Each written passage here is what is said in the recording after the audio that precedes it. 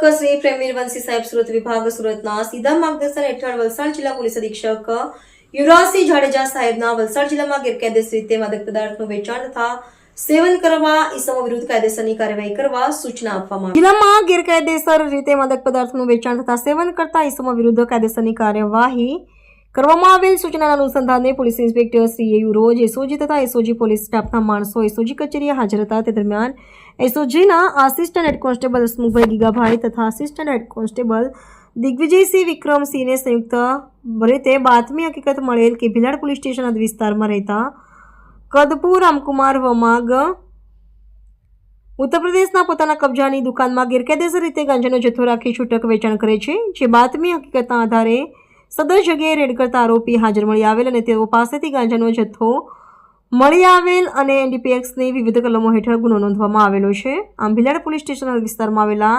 ઇન્ડિયાપડા ખાતેથી ગેરકાયદેસર ગાંજાનો જથ્થો એક આરોપીને ઝડપી પાડવામાં એસઓજી વલસાડને મહત્વની સફળતા મળેલ છે.